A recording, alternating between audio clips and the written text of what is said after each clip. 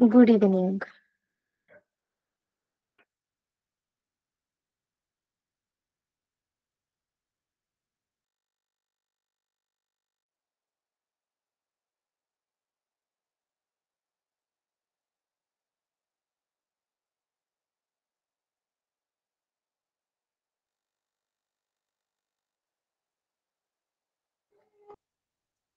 Good evening.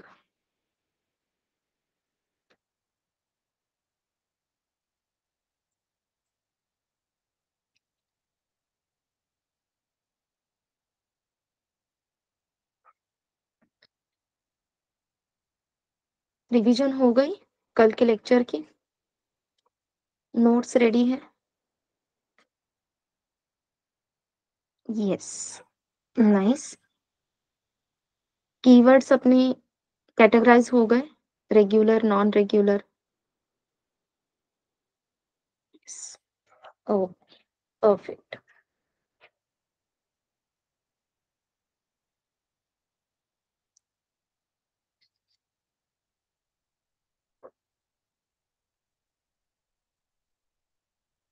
Offline में मेरी एक स्टूडेंट थी जिसने सारे कीवर्ड्स नॉन रेगुलर में लिखे थे। तो मैं थोड़ा सा शॉक हो गई क्योंकि वो स्टूडेंट सीएस बैकग्राउंड से थी।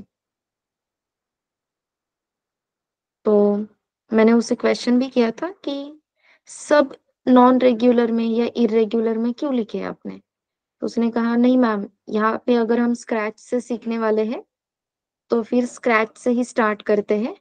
पहले ऐसे मतलब रखती हूँ कि मुझे कुछ भी पता नहीं, क्योंकि मुझे किसी भी कीवर्ड का व्हाई क्लियर नहीं है। ऐसा सोच के उसने सारे कीवर्ड्स नॉन रेगुलर में लिखे थे। But she was the student of the batch at the end. तो यस, इतनी प्रोग्रेस उसने की थी सारे कीवर्ड्स नॉन रेगुलर में लिखने से लेके स्टूडेंट ऑफ द बैच होने तक। तो यस, अगर किसी के कीवर्ड्स सभी के सभी नॉन रेगुलर में है तो इसमें बुरा लगने जैसी कोई भी बात नहीं है। बस इतना कहना था। या अगर आप जानबूझ के भी लिखते हो तो भी उसमें कुछ प्रॉब्लम नहीं है। ठीक है?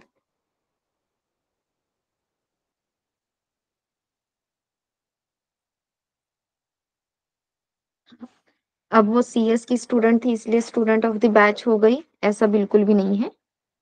क्योंकि यहाँ पे बहुत सारे सीएस के ऐसे स्टूडेंट्स रहेंगे जिन्हें कुछ भी नहीं आता है। रियलिटी है, उसे भी नहीं आता था। आईटी नॉन आईटी कुछ मैटर नहीं करता है, क्योंकि हम कॉलेज में कुछ भी काम नहीं करते। बहुत ही रेयर कॉलेजेस, रेयर फैकल्टीज और बहुत ही रेयर ऐसे स्टूडेंट्स मिलेंगे जो एक्चुअल में काम करते हैं, ऑनेस्टली काम करते हैं। करेक्ट ना? यस। तो यहाँ पे हम सब वो कंप्लीट कर लेंगे। जो हुआ वो हो गया।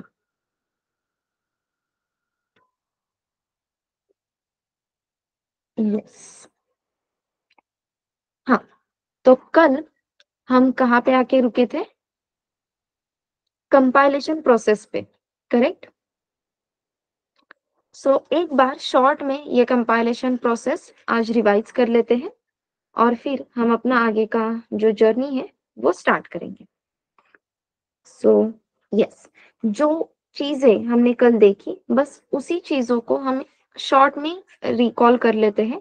जैसे कि हम अपना सोर्स कोड लिखते हैं, राइट?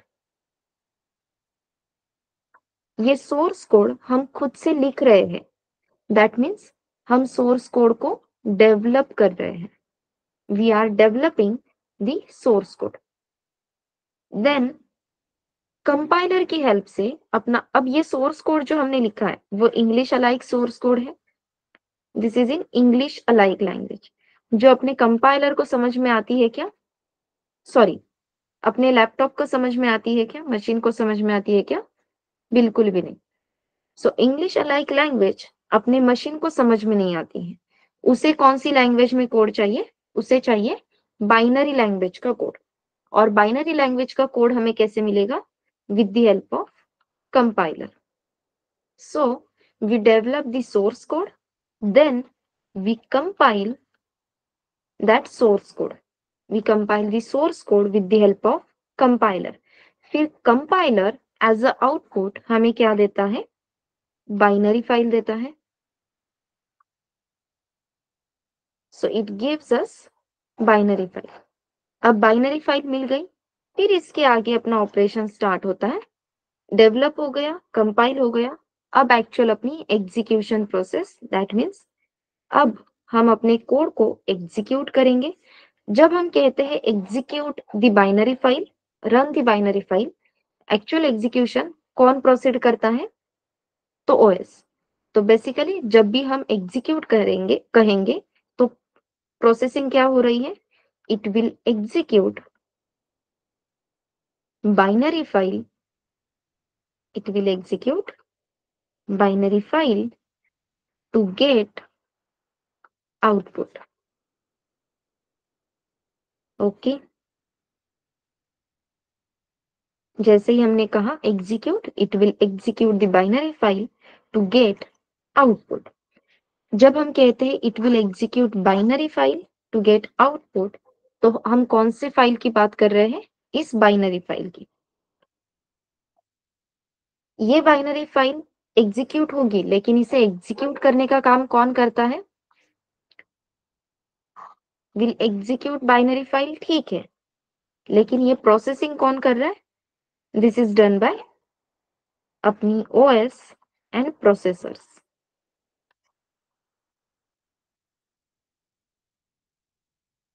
यही हमने कल देखा था. Yes everyone, we develop the source code with the help of compiler. We compile that source code and we get the binary file. Then we execute binary file to get output. जब हम कहते हैं execute binary file, तो उस पे processing का काम कौन करेगा? अपनी ओएस, अपना प्रोसेसर. तो यहाँ पे हमने इंस्ट्रक्शंस दिए, डेवलप करो, कंपाइल करो, एग्जीक्यूट करो. इंस्ट्रक्शंस को ही हम कमांड भी कहते हैं. So develop is nothing but command. Compile, execute, this is nothing but again command. तो जो भी टास्क हम कर रहे हैं यहाँ पे, वो सभी टास्क कमांड्स के थ्रू एग्जीक्यूट कर रहे हैं.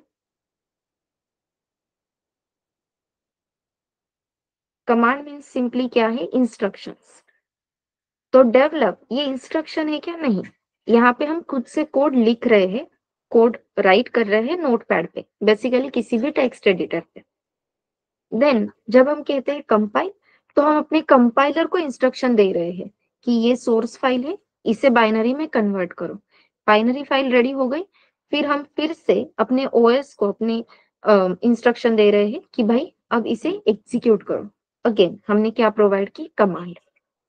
तो अगर कोई भी टास्क हम किसी मशीन पे एग्जीक्यूट करते हैं, स्पेसिफिकली अगर हम कोई भी टास्क अपने कंप्यूटर पे, अपने लैपटॉप पे एग्जीक्यूट करते हैं, या हमें कोई भी प्रोसेसिंग स्टार्ट करनी है, तो उसके लिए हमें इंस्ट्रक्शन देने की जरूरत है, हमें कमांड्स देने की जरूरत है. ओके, तो ये कमांड्स अभी के लिए जो कमांड्स है, जैसे कि मुझे कलर चेंज करना है, पेन का कलर अभी पर्पल है, मुझे चेंज करना है रेड. तो अभी जो मेरे काम हो रहे हैं, अभी भी मैं क्या कर रही हूँ? इंस्ट्रक्शन दे रही हूँ. लेकिन अभी जो मैं इंस्ट्रक्शंस दे रही हूँ, ये इंस्ट्रक्शंस माउस के थ्रू जा रहे हैं. नॉट नेसेसरी हर बार मेरे पास माउस रहेगा ही. तो फिर हम कीबोर्ड के थ्रू भी इसे एक्सेस कर सकते हैं क्या?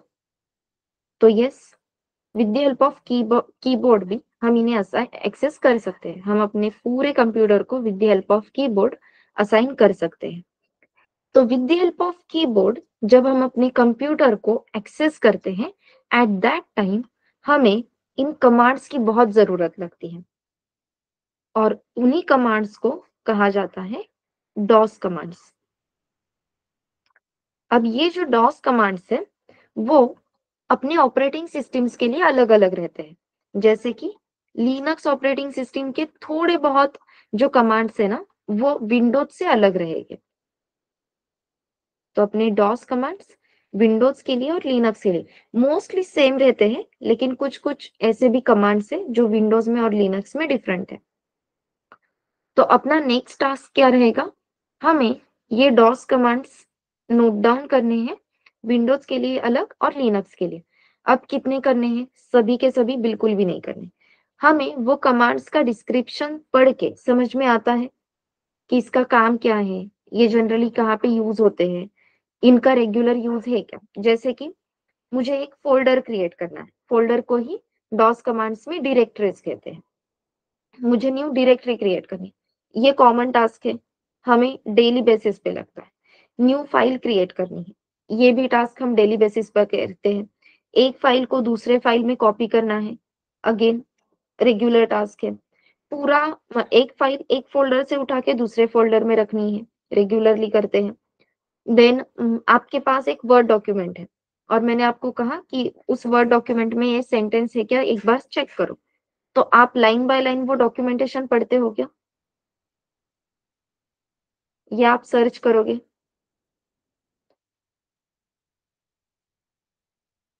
आपके पास एक वर्ड डॉक्यूमेंटेशन है, उसमें कुछ तो डेटा है, कुछ तो कंटेंट है और मैंने आपको एक XYZ सेंटेंस बताया, चेक करो ये XYZ सेंटेंस आपके डॉक्यूमेंटेशन में प्रेज़ेंट है या नहीं? तो आप क्या करोगे?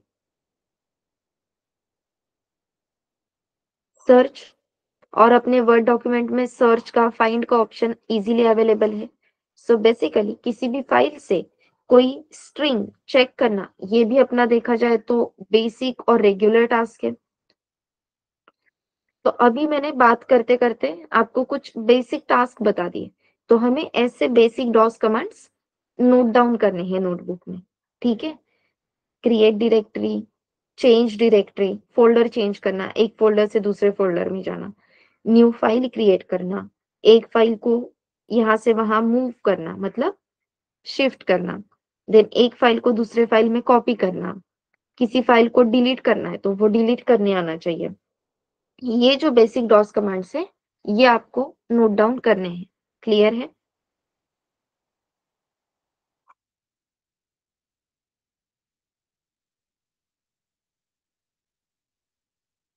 Right down basic DOS commands. मैं बिल्कुल भी नहीं कहूंगी कि सभी के सभी लिखो, बहुत सारे कमांड्स हैं, हमें इतने की जरूरत नहीं है। जो बेसिक कमांड्स हैं जो हम रेगुलर यूज कर सकते हैं वही चाहिए। ये क्यों बता रही हूँ? ये हमें पता होना जरूरी है। जब हम खुद को बताते हैं I am IT engineer, I am software developer और बेसिक डॉस कमांड्स अगर हमें पता नहीं है तो उसका कुछ भी फायदा नहीं है। एक सिनेरियो ऐसा भी है, एक स्टूडेंट इंटरव्यू के लिए गई थी और उसे सिंपल HR राउंड में उन्होंने सबसे पहले HA राउंड हुआ था और वो HR राउंड हुआ था। HR राउंड में कुछ भी पर्सनैलिटी से रिलेटेड वगैरह क्वेश्चन नहीं थे। बेसिकली वो हम क्या करते कहते हैं शॉर्ट लिस्ट कर रहे थे कि कौन सा कैंडिडेट आगे जाने के लिए क्वालिफाइड है और उस स्टूडेंट को HR राउंड में सिर्फ ये डॉस कमांड्स पूछे गए थे और डॉस कमांड्स उसे नहीं आए। शायद ये डॉस कमांड्स आते तो थोड़ा तो वो इंटरव्यू आगे बढ़ सकता था या वो नेक्स्ट राउंड तक जा सकती थी, राइट? तो जब हम कह रहे हैं हम इस इंडस्ट्री में काम करना चाहते हैं तो कुछ बेसिक डॉस कमांड्स पता होना जरूरी है। कीबोर्ड के थ्रू कंप्यूटर एक्सेस करने आना जरूरी है, इसलिए हमें ये डॉस कमांड्स देखने हैं। अभी के लिए मैं सिर्फ आपको नोट डाउन करने का काम दे रही हूँ। कुछ ब्लॉक्स है वो हम अभी क्रिएट करके रख रहे हैं, ये ब्लॉक वो ब्लॉक, छोटे-छोटे पार्ट्स क्रिएट करेंगे और फिर उन्हें एक दूसरे के साथ इंटीग्रेट करना, कंबाइन करना स्टार्ट करेंगे, जब अपना एक्चुअल प्रोग्रामिंग स्टार्ट होगा। ठीक है?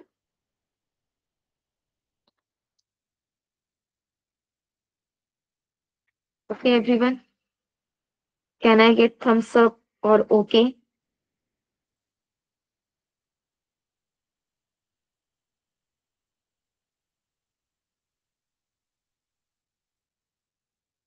ओके का भी हम शॉर्ट फॉर्म ढूँढ ही लेते हैं।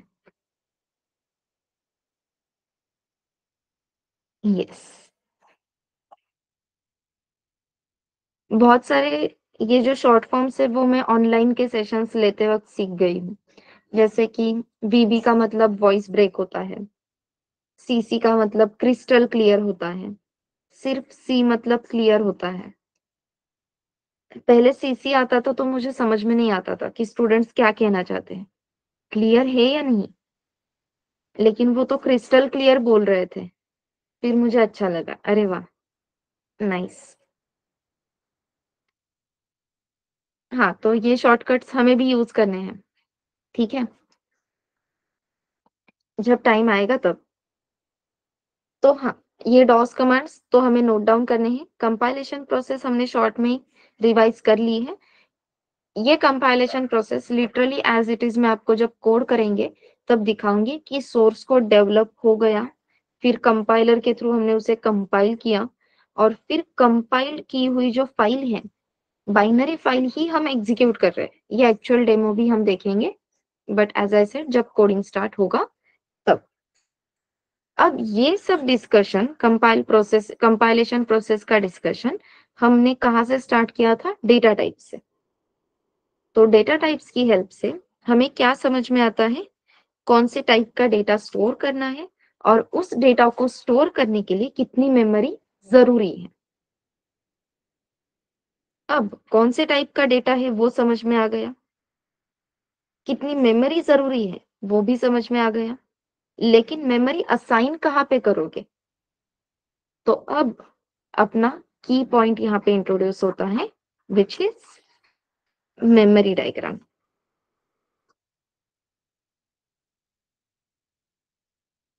अब ये जो मेमोरी डायग्राम मैं यहाँ पे ड्रॉ करने वाली हूँ, ये सबको ड्रॉ करनी है, 5 टाइम्स ड्रॉ करनी है, ठीक है।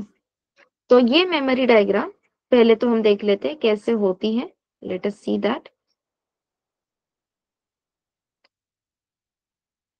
इस मेमोरी डायग्राम में मैंने जैसे ब्लॉक्स, मतलब जो ब्लॉक्स मैं मेंशन करूंगी, एज इट इज ब्लॉक मैम अपने मेमोरी में होते हैं क्या? पता नहीं, लेकिन जो कैटेगराइजेशन है वो ऐसा ही होता है, इतना मैं बता सकती हूँ, ठीक है। सो हमारे लिए इंपॉर्टेंट क्या है? अपनी मेमोरी कितने पार्ट्स में डिवाइड होती है ये पता हो। एक्चुअल रिप्रेजेंटेशन ऐसा ही है या नहीं, इससे हमें कुछ भी लेना देना नहीं है। तो ये है अपनी मेमोरी डायग्राम, या इतनी मेमोरी अपने हर एक एग्जीक्यूटेड कोड को, हम जो भी कोड एग्जीक्यूट करेंगे हर एक कोड को हमें ऐसी मेमोरी एलोकेट होने वाली है। इस मेमोरी के, इस कंप्लीट मेमोरी ब्लॉक के आप देख सकते हो हमने टोटल 4 पार्ट्स किए हैं। इसमें से 2 पार्ट्स मेन है, जो ऊपर आपको दिख रहा है हॉरिजॉन्टल, दिस पार्ट और this memory block is known as code segment. This is known as code segment. और जो नीचे हमने पूरे पार्ट के 3 टोटल सब पार्ट्स किए हैं, this complete part is known as data segment.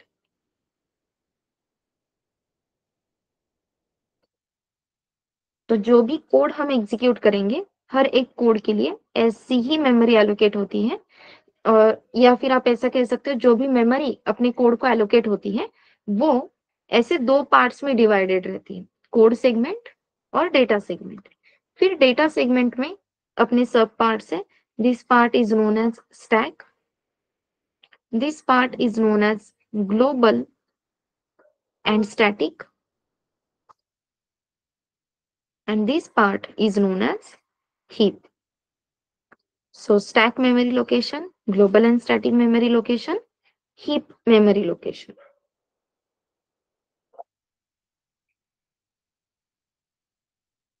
Okay,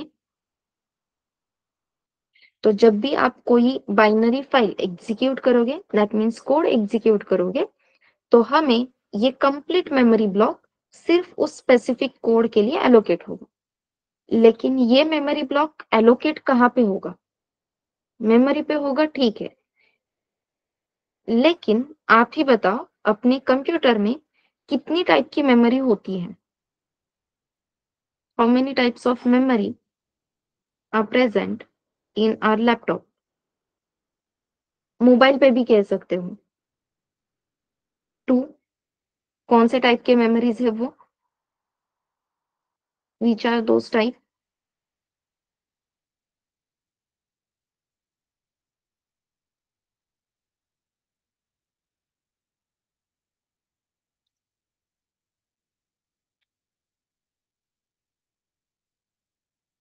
okay, RAM ROM, ठीक है। Cache memory, okay.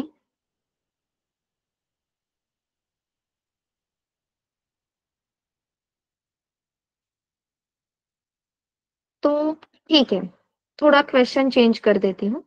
कितने टाइप के मेमोरी स्टोरेज अपने पास अवेलेबल होते हैं?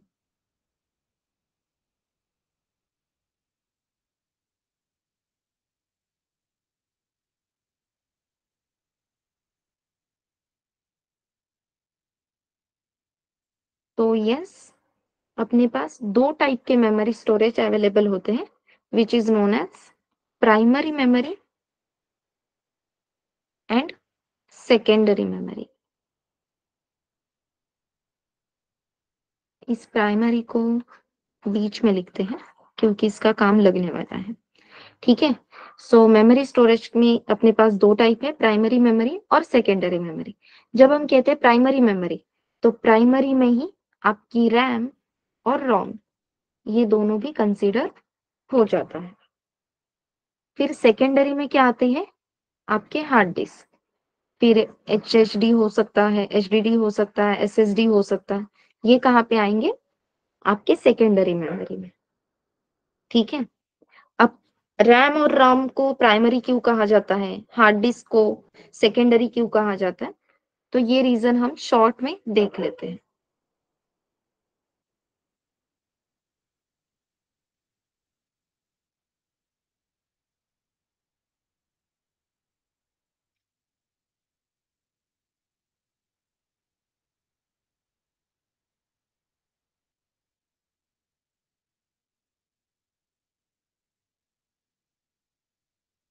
आपके पास प्राइमरी मेमोरी है, सेकेंडरी मेमोरी है, इन मेमोरीज में डेटा भी स्टोर है, सब ठीक है।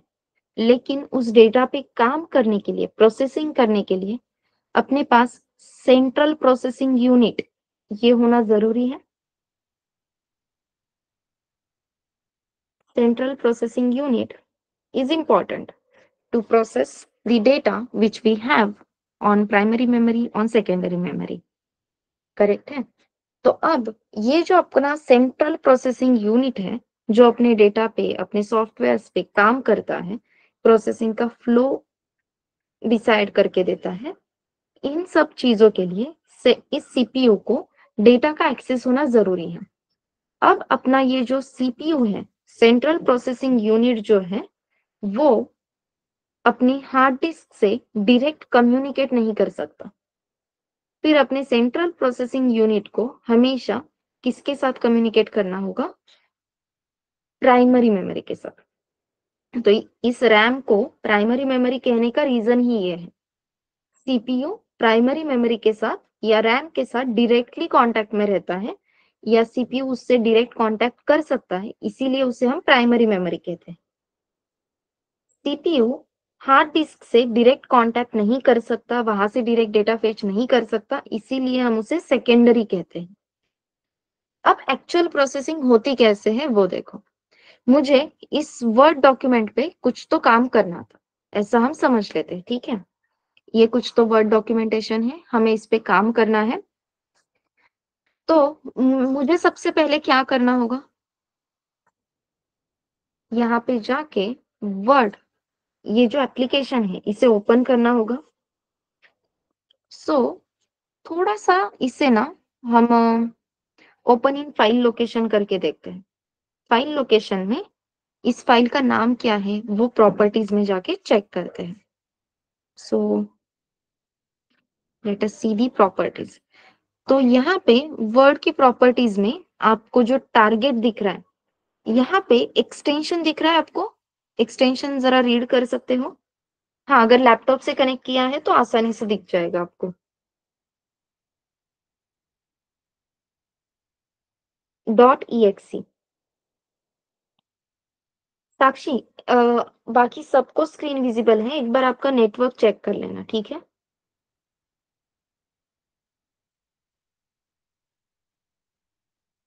यस, बाकी सबको स्क्रीन विजिबल है,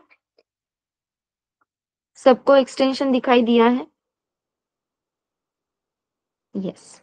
सो कल जो हमने कंपाइलेशन प्रोसेस देखी थी, हम जो देख रहे थे कि हमेशा हमें कौन सी फाइल मिलती है, बाइनरी फाइल, और हम एग्जीक्यूट कौन सी फाइल करते हैं, बाइनरी फाइल।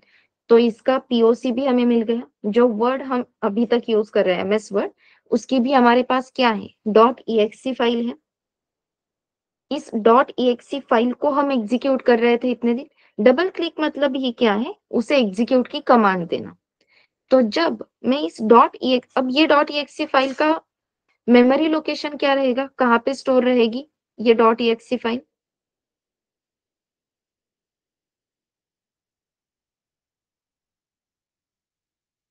क्या लगता है? अभी हमने दो टाइप के स्टोरेज देखे, primary storage and secondary storage.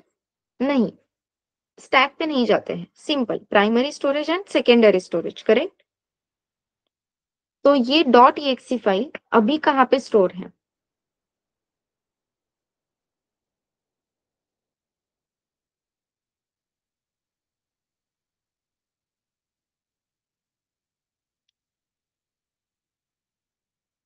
Okay, हमेशा ध्यान में रखना, जो भी आप लैपटॉप में डेटा स्टोर करते हो, ये पूरा डेटा, यहाँ की हर एक फाइल सेकेंडरी मेमोरी में स्टोर होती है, हार्ड डिस्क पे स्टोर रहती है। ओके।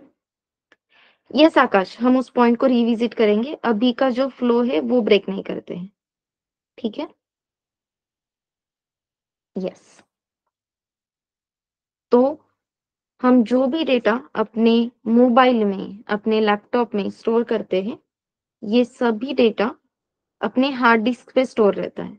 मेमोरी कार्ड यूज करते हो ना आप?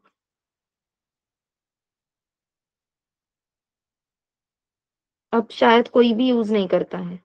हाँ, हमें स्टोरेज ही बहुत मिल जाता है, तो क्या ही। हाँ। यस। तो जो भी डेटा हम स्टोर करते हैं हमेशा हार्ड डिस्क पे स्टोर रहता है, और इसीलिए हम सेकेंडरी मेमोरी को एक और नाम देते हैं, which is known as permanent memory. इसे हम क्या बोलते हैं, परमानेंट मेमोरी। और प्राइमरी मेमोरी को क्या कहा जाता है, it is known as temporary memory. ऐसे क्यों? क्योंकि जैसे मैंने कहा, जो भी डेटा हम स्टोर करते हैं, ये अब आप ही देख सकते हो, ये डेटा एक बार स्टोर कर दिया तो स्टोर हो गया, परमानेंटली स्टोर हुआ है, करेक्ट? जो भी डेटा यहाँ पे स्टोर है परमानेंटली स्टोर है। जब तक मैं इसे डिलीट नहीं करूंगी, यहाँ से कोई भी डेटा कहीं पे भी नहीं जाएगा। तो जब हम कहते हैं हम फाइल एग्जीक्यूट कर रहे हैं, इस डॉट ईएक्सी फाइल पे हम डबल क्लिक करते हैं, तो इंटरनल प्रोसेसिंग क्या होती है, ये जो फाइल अभी हार्ड डिस्क पे है, अभी हमने कहा कि सीपीयू डायरेक्टली हार्ड डिस्क से कम्युनिकेट नहीं कर सकता। फिर क्या होता है, ये जो डॉट ईएक्सी फाइल है, डबल क्लिक करने के बाद अपने हार्ड डिस्क से कहाँ पे आ जाती है, रैम पे। तो अपने हार्ड डिस्क पे ये एमएस वर्ड की word dot EXE file present थी। जैसे ही हमने इस पे डबल क्लिक किया, दैट मीन्स हमें इसे एग्जीक्यूट करना था। तो डबल क्लिक करने के बाद ये फाइल कहाँ पे लोड होगी, आपके रैम पे। तो अब यहाँ पे आपका ये जो एमएस वर्ड एप्लीकेशन है, सॉफ्टवेयर है, वो हार्ड डिस्क से लेके रैम पे लोड हो गए। और ये रैम पे लोड होने के बाद फिर हम आगे की प्रोसेसिंग स्टार्ट कर सकते हैं। और इसीलिए जब भी आप डबल क्लिक करते हो किसी भी एप्लीकेशन पे, तुरंत वो आपके सामने ओपन हो गया, ऐसे नहीं होता है। ओपन होने के लिए, लोड होने के लिए टाइम लेता है ना वो। अभी ये क्या हो रहा है, हार्ड डिस्क से ये एमएस वर्ड जो सॉफ्टवेयर है वो रैम पे लोड हो रहा था, इसकी वजह से हमें टाइम लग रहा था। और जैसे ही अपना ये एप्लीकेशन रैम पे लोड हो गया, तो रैम पे हमने इस वर्ड एप्लीकेशन के लिए, इस वर्ड सॉफ्टवेयर के लिए मेमोरी असाइन कर दी। तो ये रैम पे एलोकेटेड मेमोरी है फॉर वर्ड डॉक्यूमेंटेशन या वर्ड सॉफ्टवेयर। क्लियर है? तो अब मैंने ये वर्ड एप्लीकेशन ओपन किया, तो इसे अपने रैम पे मेमोरी मिल गई। अब यहाँ पे मैं कुछ तो डेटा लिख रही हूँ, फिर यहीं पे मैं डेटा रिमूव भी कर रही हूँ, फिर से मैंने कुछ तो लिखा, देन फिर से मैंने कुछ डिलीट किया। ओके, इसे अगर मैं डायरेक्टली क्लोज करती हूँ, तो यहाँ पे ऑप्शन आ रहा है कि आपको सेव करना है या नहीं। अगर मैं यहाँ पे डोंट सेव का ऑप्शन बोल देती हूँ या डोंट सेव पे क्लिक करती हूँ, तो जो भी हमने यहाँ पे अभी डेटा असाइन किया था या जो भी इंफॉर्मेशन हमने राइट की थी, ये राइट कहाँ पे हुई थी? रैम पे, प्राइमरी मेमोरी पे। Perfect, which is temporary. तो जब तक हम सेव नहीं करते हैं फाइल को, तब तक वो सिर्फ रैम पे ही एक्टिव रहेगी और रैम की मेमोरी टेम्पररी है। तो ये डॉक्यूमेंटेशन मैंने without saving directly don't save बोल के क्लोज कर दिया। तो रैम पे ही डेटा था जो हमने सेव भी नहीं किया, और क्लोज करते ही रैम पे अपने वर्ड डॉक्यूमेंट के लिए, एमएस वर्ड एप्लीकेशन के लिए जो मेमोरी एलोकेट हुई थी, वो यहाँ पे क्लीन हो जाएगी। डेटा हमने सेव ही नहीं किया, इसलिए वो डेटा अपने हार्ड डिस्क पे रिफ्लेक्ट भी नहीं होगा। As we know, RAM is a temporary memory. जो डेटा था वो टेम्पररी वहां पे दिख गया, उसके बाद वो चला गया। जैसे कि अभी मैं आपके लिए यहाँ पे नोट्स क्रिएट कर रही हूँ, अगर मैंने ये नोट्स स्टोर ही नहीं किए, सेव ही नहीं किए, तो कुछ देर के बाद ये चले जाएंगे, क्योंकि ये जो प्रोसेसिंग अभी हो रही है, जो मैं नोट्स आपके लिए बना रही हूँ, ये प्रोसेसिंग कहाँ पे हो रही है? रैम पे। क्लियर है? तो जब भी हम कोड लिखेंगे, तो फाइल सेव कहाँ पे होगी? कौन से मेमोरी लोकेशन पे सेव होगी? हार्ड डिस्क पे। जब हम अपनी .exe फाइल को एग्जीक्यूट करेंगे with the help of double click, जैसे हम यहाँ पे अभी के लिए लिखते हैं source.exe, ये अपने अपने कोड की फाइल है, ऐसा समझ लो। इस source.exe पे डबल क्लिक करेंगे, तो ये जो सॉफ्टवेयर है, हम जो कोडिंग कर रहे हैं, it is nothing but software. हम खुद का एक छोटा सा कंसोल लेवल एप्लीकेशन ही बनाने वाले, सॉफ्टवेयर ही बनाने वाले। तो ये source.exe फाइल थी अपने सॉफ्टवेयर की। ये सॉफ्टवेयर यहाँ पे इस प्राइमरी मेमोरी पे, रैम पे लोड हो जाएगा, और इस मेमोरी को हम कितने पार्ट्स में डिवाइड कर रहे हैं? मेनली दो पार्ट्स, एक रहेगा कोड सेगमेंट, दूसरा रहेगा डेटा सेगमेंट। और फिर इस डेटा सेगमेंट को हम अगेन थ्री पार्ट्स में डिवाइड कर रहे हैं। एक है stack, then global and static and heap. तो अपने एप्लीकेशन को स्पेसिफिकली सी प्रोग्रामिंग में डेवलप किए हुए सॉफ्टवेयर को किस तरीके से रैम पे मेमोरी एलोकेट होती है, ये क्लियर है? और जो मेमोरी एलोकेट हो रही है, उसके कितने पार्ट्स होते हैं, ये मैंने सिर्फ आपको उस मेमोरी डायग्राम में एक्सप्लेन किया है। और उसी मेमोरी डायग्राम के थ्रू आगे का अपना जो प्रोग्रामिंग का जर्नी है, वो बहुत ही इजी होने वाला है। ओके, हैंड रेज मत करो भारती, जो भी डाउट है चैट बॉक्स में दे दो।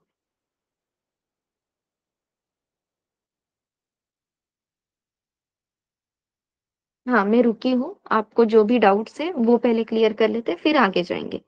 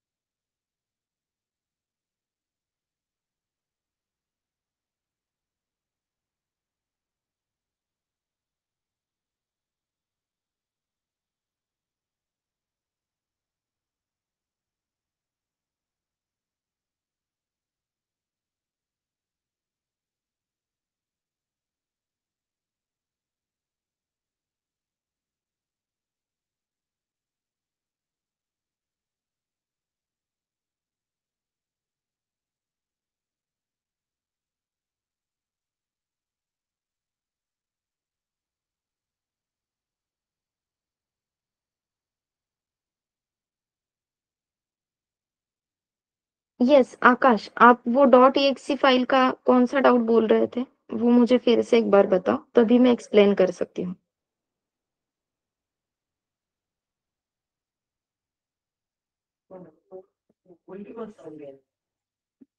जस्ट अ मिनट, हाँ, I am really sorry.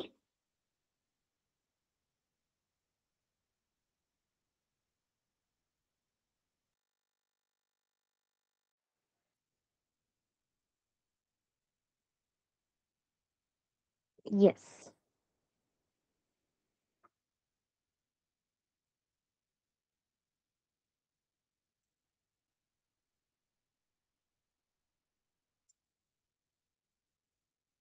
Anyone, any doubt, any question?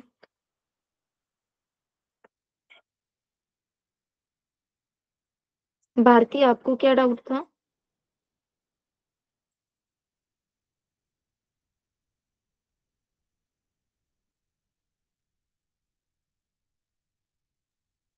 Okay, ठीक है। हाँ, भारती, आकाश।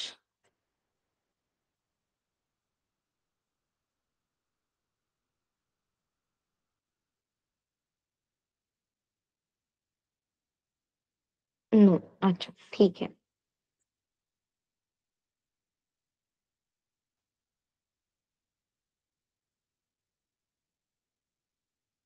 ओके, तो जब भी हम अपना एप्लीकेशन रन करेंगे, हमें जो मेमोरी एलोकेट होती है, उस मेमोरी के ये जो टोटल 4 पार्ट्स हैं, जो मैंने आपको यहाँ पे एक्सप्लेन किए, ये सबको क्लियर है? ये डायग्राम सबने ड्रॉ की है?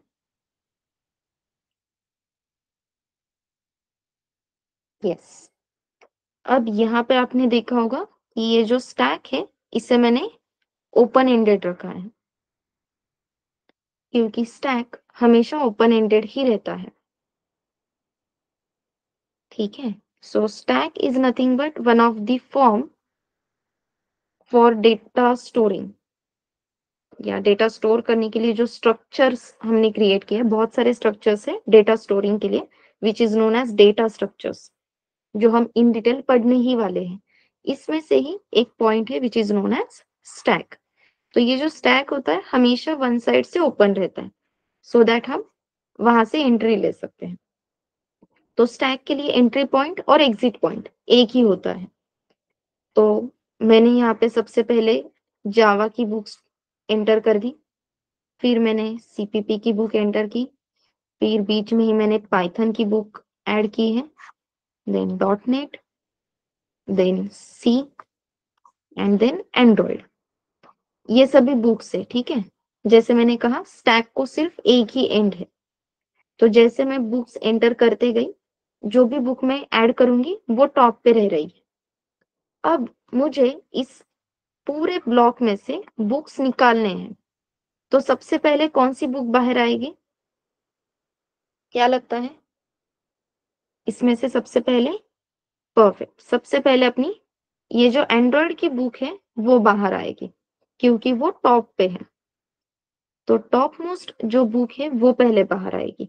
एंड्रॉइड जैसे ही बाहर निकलती है, अब टॉप मोस्ट बुक कौन सी है? सी, करेक्ट। तो अब अगर मैं डिलीट करने जाऊंगी या किसी बुक को निकालने जाऊंगी, तो वो कौन सी बुक रहेगी? सी। सी की बुक निकल जाती है, तो अब टॉप मोस्ट बुक कौन सी रहेगी? Dot net, correct. ऐसे ही अपने स्टैक के पार्ट का है। मेमोरी ब्लॉक में जो स्टैक हमने यूज किया है, फंक्शंस हम बहुत यूज करते हैं, राइट? तो अपने हर एक फंक्शन के लिए हमेशा स्टैक फ्रेम असाइन होती है। तो ये स्टैक ब्लॉक जो है, वो फंक्शंस की स्टैक फ्रेम मेंटेन करने के लिए, जैसे कि सबसे पहले अपना मेन फंक्शन कॉल होता है, ये हम जल्दी ही देखेंगे। Main is entry point for our application, for our C programming code. तो मेन एक फंक्शन है, इस फंक्शन को कॉल करने का काम ओएस करता है, ठीक है। Main is the entry point for C programming code. Main function को कॉल करने का काम अपना ओएस खुद करता है, ओएस इसे कॉल करे। जैसे ही मेन फंक्शन कॉल होता है, यहाँ पे मेन फंक्शन की स्टैक फ्रेम ओपन हो जाएगी। बेसिकली मेन फंक्शन के लिए यहाँ पे एक सब मेमोरी ब्लॉक हम कह सकते हैं असाइन हो जाएगा। फिर मेन फंक्शन के बाद मैंने सम फंक्शन को कॉल किया। कैसे करते हैं, फंक्शन कॉल मतलब क्या, फंक्शन मतलब क्या, सब देखेंगे। सिर्फ मैं स्टैक का यूज अभी आपको एक्सप्लेन कर रही हूँ।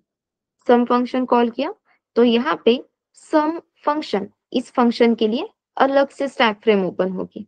ठीक है, फिर इस सम फंक्शन स्टैक फ्रेम के लिए कुछ मेमोरी ब्लॉक हम असाइन करेंगे। फिर मैंने यहाँ पे लास्ट में सबसे कॉल किया माय फंक्शन। फिर सबसे लास्ट में यहाँ पे माय फंक्शन के लिए स्टैक फ्रेम असाइन हो जाएगी। अब आप ही मुझे बताओ, सबसे पहले कौन से फंक्शन की स्टैक फ्रेम यहाँ से वैनिश होनी चाहिए, डिलीट होनी चाहिए? परफेक्ट। स्टैक का ओपन एंड कहाँ से है? नीचे से। तो नीचे से अगर आप देखोगे तो सबसे पहले कौन है? My function. तो सबसे पहले माय फंक्शन की स्टैक फ्रेम वैनिश होगी। इसके बाद ही हम सम फंक्शन पे जा सकते हैं। फिर सम फंक्शन की स्टैक फ्रेम वैनिश होगी। देन सबसे लास्ट में कौन से फंक्शन की स्टैक फ्रेम वैनिश होगी? मेन फंक्शन की। हमेशा याद रखना, सबसे लास्ट कौन सी स्टैक फ्रेम वैनिश होती है? मेन। ऐसा क्यों? क्योंकि मेन ये अपना एंट्री पॉइंट है। तो एंट्री पॉइंट वाला फंक्शन, उसकी स्टैक फ्रेम सबसे टॉप, सबसे पहले जाएगी। तो सबसे बॉटम में मेन फंक्शन की स्टैक फ्रेम रहती है, इसलिए सबसे लास्ट में अपना मेन फंक्शन ही वैनिश होता है, उसका काम खत्म होता है। क्लियर है? स्टैक का यूज हम इनिशियल स्टेजेस में करने वाले हैं या सिर्फ स्टैक ही यूज करने वाले हैं, इसलिए मैंने अभी आपको स्टैक का इम्प्लीमेंटेशन या एग्जीक्यूशन कैसे होता है ये एक्सप्लेन किया। जो ग्लोबल एंड स्टैटिक ब्लॉक है, हीप ब्लॉक है, इन्हें विजिट करने के लिए, इन्हें यूज करने के लिए बहुत टाइम है। जब टाइम आएगा तब मैं इन ब्लॉक्स के बारे में भी आपको एक्सप्लेन कर दूंगी।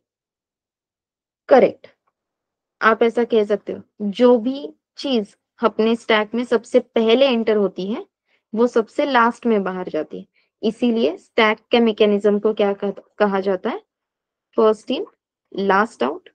इसे ही हम ऐसा भी कह सकते हैं, लास्ट इन फर्स्ट आउट। जो सबसे लास्ट में एंटर किया था, जैसे कि एंड्रॉइड का वो या माय फंक्शन, ये फंक्शन की स्टैक फ्रेम, वो सबसे पहले बाहर आ जाएगी। So stack is known as first in last out mechanism या last in first out mechanism. Clear है?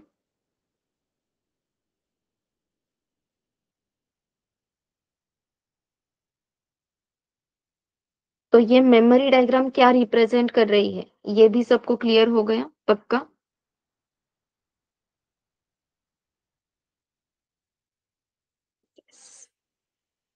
परफेक्ट। तो हमें जो भी डेटा असाइन होगा इनिशियल स्टेजेस पे वो स्टैक पे होगा, क्योंकि हम जो कोड लिखने वाले हैं वो मेन फंक्शन में लिखने वाले हैं। ठीक है, compilation process, memory assignment, memory diagram, ये सारी चीजें अभी तक क्लियर है? तो फिर हम एक स्टेप आगे अभी तो जा नहीं सकते क्योंकि टाइम कम है, लेकिन एक स्टेप आगे जाने के लिए जो प्री रिक्विजिट चीजें हैं उसमें से एक चीज है विच इज अपनी सी प्रोग्रामिंग का स्ट्रक्चर। वो शॉर्ट में देख लेते हैं, चलेगा?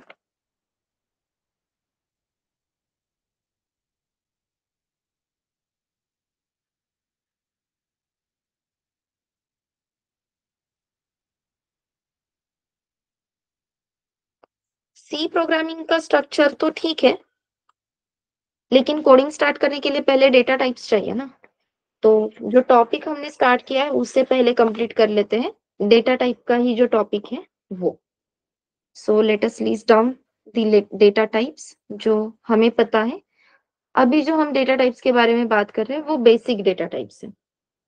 तो बेसिक डेटा टाइप्स में क्या आएगा? कैरेक्टर,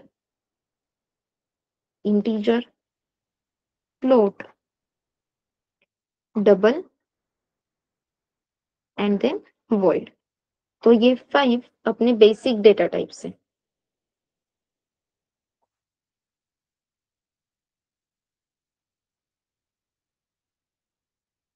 अब ये बेसिक डेटा टाइप्स को कितनी मेमोरी लगती है, क्योंकि हमने क्या देखा था, डेटा टाइप्स क्यों जरूरी है, क्योंकि डेटा टाइप्स बताते हैं how much memory it requires. तो कितनी मेमोरी लगती है वो डिपेंड करता है हर एक कंपाइलर के बेसिस पे। ठीक है, हम कौन सा कंपाइलर यूज कर रहे हैं उसके बेसिस पे इसके डेटा टाइप्स डिसाइड होते हैं। सो वी कैन सिंपली से कि memory allocation for all the data types it is compiler dependent। अब ये कंपाइलर मतलब हमने तो कल देखा था ना कि सिर्फ जीसीसी कंपाइलर हम यूज करते हैं टू कंपाइल द फाइल्स। तो अभी जो मैं कंपाइलर्स की बात कर रही हूँ, I am talking about IDE. जैसे आपने Dev C plus plus install किया, राइट? ऐसे ही अपने पास वीएस विजुअल स्टूडियो भी होता है। वीएस कोड अलग है, विजुअल स्टूडियो अलग है। आई am talking about visual studio जो बहुत ही ज्यादा मेमोरी लेता है। सो उसके बारे में बात कर रही हूँ। जैसे और एक हमने कल देखा था टर्बो सी। टीसी मतलब टर्बो सी है। और जो मैंने आपको एक कल बताया था विच इज जीसीसी। तो ये अलग अलग कंपाइलर्स है। हम जो आईडी कंपाइलर यूज करने वाले हैं वो है Dave C plus plus.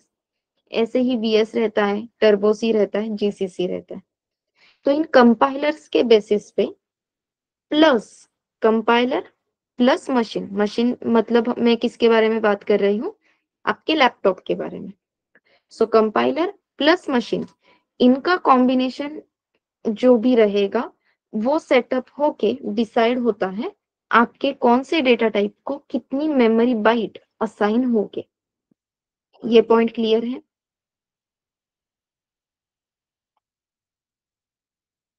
Yes.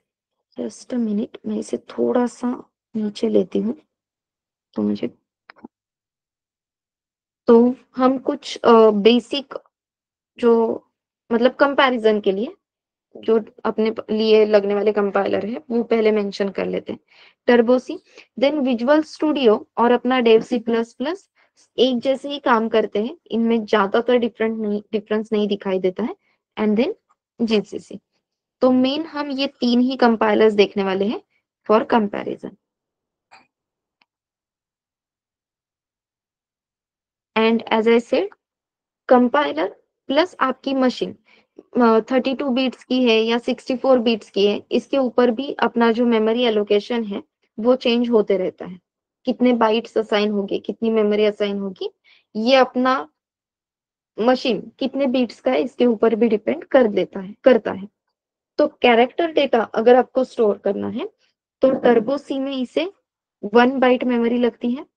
VS code या डेव सी प्लस प्लस में भी 1 बाइट और जीसीसी में भी 1 बाइट। कैरेक्टर के लिए हर जगह पे 1 बाइट लगता है। देन इंटीजर के लिए ये वैरी होता है। टर्बो सी में इंटीजर डेटा स्टोर करने के लिए 2 बाइट्स लगते हैं। वीएस कोड या डेव सी प्लस प्लस में इसके लिए 4 बाइट्स लगते हैं। और जीसीसी में अगेन 4 बाइट्स लगते हैं। To store float data, turbo C में 4 बाइट्स, यहाँ पे भी 4 बाइट्स, जीसीसी में भी 4 बाइट्स। डबल डेटा स्टोर करने के लिए again 8 bytes, 8 bytes, 8 bytes. And then void type का डेटा अगर आपको स्टोर करना है तो इसे स्टोर करने के लिए आपको 0 बाइट्स की जरूरत लगती है। हम देखेंगे ये डेट कैसे चेक किया जा सकता है, कौन से डेटा टाइप को कितने मेमोरी बाइट्स असाइन हो रहे हैं, ये चेक करने की फैसिलिटी भी अपने पास है। तो वो भी हम करेंगे। जब हम ये एग्जीक्यूट करेंगे तो वॉइड में थोड़ा सा कॉन्फ्लिक्ट आपको दिखेगा, क्योंकि जनरली दिखाई देता है कि वॉइड इस डेटा टाइप को 1 बाइट असाइन हो रहा है, ऐसा मेमोरी एलोकेशन दिखता है। तो वो बफर के लिए असाइन कर देती होगी, लेकिन यूजिंग वॉइड हम कुछ भी डेटा स्टोर ही नहीं कर सकते। ठीक है, तो फिर इसका यूज क्या है, इसे रखा ही क्यों है, धीरे धीरे हमें समझ में आ जाएगा। छोटी छोटी चीजें हैं लेकिन क्लियर हो जाएगी। कौन से डेटा टाइप को कितनी मेमोरी एलोकेट होती है, ये सबको क्लियर है?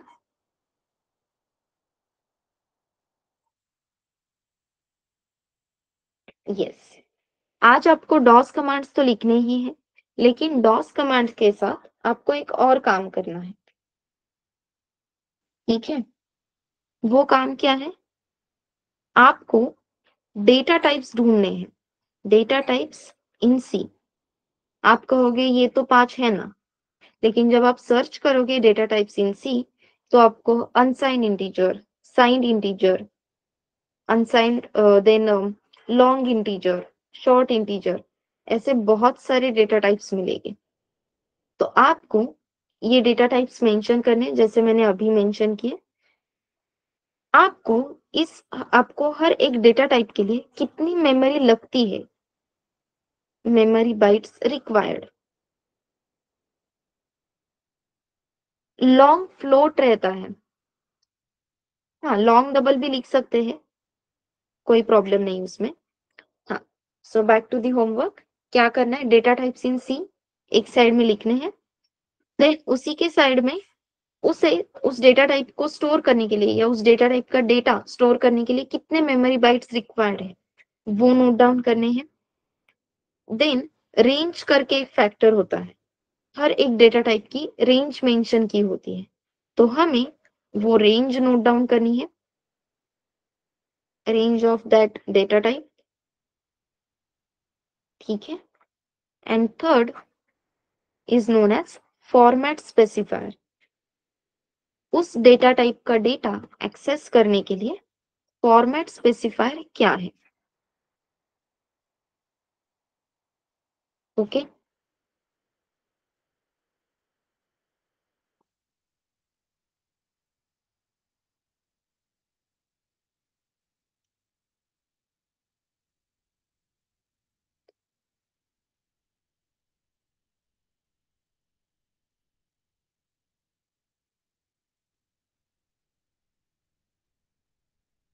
इसी के साथ हमने जो डेटा टाइप स्टार्ट किए थे, वो यहाँ पे हम कह सकते हैं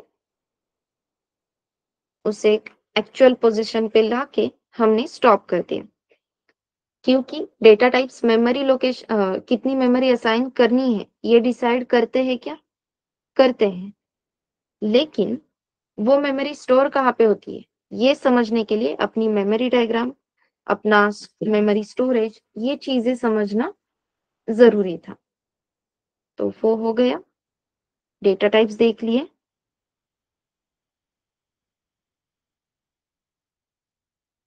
size, range, format specifier, correct. Range का स्पेलिंग बस करेक्ट कर लो, अमूल। मैंने लिटरली ऐसे रांझे करके पढ़ लिया उसे, फिर मुझे समझ में आ गया नहीं, you are talking about range.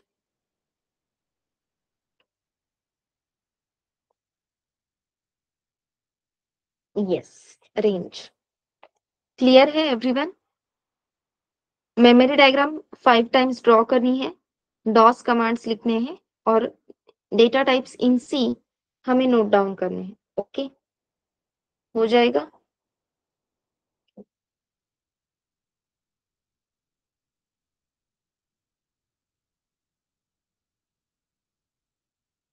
Yes, perfect.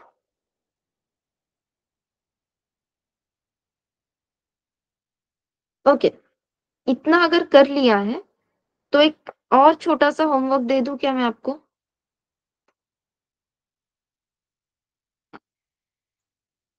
DOS commands, data types in C, इसी के साथ हमने आइडेंटिफायर्स में वेरिएबल करके एक देखा था, याद है? आपने भी कहा था वेरिएबल नेम्स। तो हमें rules for variable declaration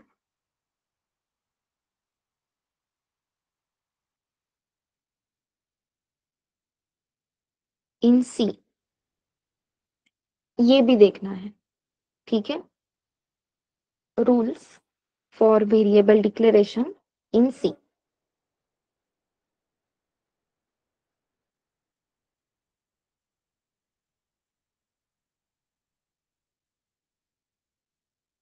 okay,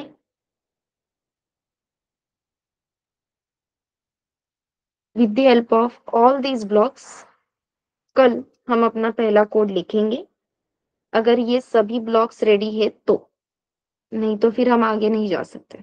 ठीक है, तो ये DOS commands, data types in C, rules for variable declaration, ये सब रेडी करके रखो। मेमोरी डायग्राम जो मैंने आज आपको ड्रॉ करके दिखाई है, ये 5 टाइम्स कंपल्सरी ड्रॉ करनी है, एटलीस्ट अभी के लिए तो कर लो। फायदा होता है, सच में फायदा होता है, आपको भी वो धीरे धीरे समझ में आ जाएगा। ठीक है, फिर इस मेमोरी डायग्राम का यूज हम कैसे करते हैं ये भी मैं कल आपको दिखा सकती हूँ, और इस तरीके से हम आगे जा सकते हैं।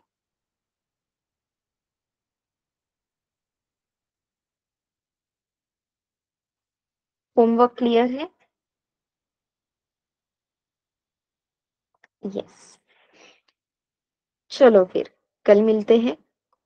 Okay everyone, anyone, any doubt, any question? No? या तो मैं बहुत अच्छा पढ़ा रही हूँ, या फिर मैं जो भी पढ़ा रही हूँ आपको कुछ भी समझ में नहीं आ रहा। मतलब मुझे दो केसेस लगते हैं, एक तो सब कुछ समझ में आ गया, और दूसरा पॉइंट ऐसा होता है कुछ भी नहीं समझ रहा तो क्या ही डाउट पूछेंगे। आप कौन से पॉइंट पे हो?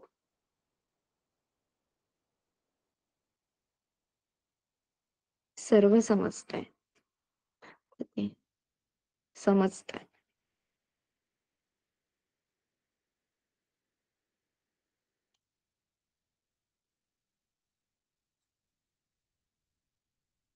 ओके, ठीक है, फिर कल मिलते हैं।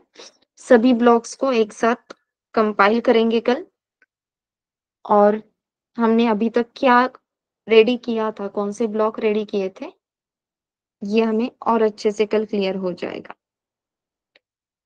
सो चलो, bye bye everyone, good night, कल मिलते हैं। Good night, bye.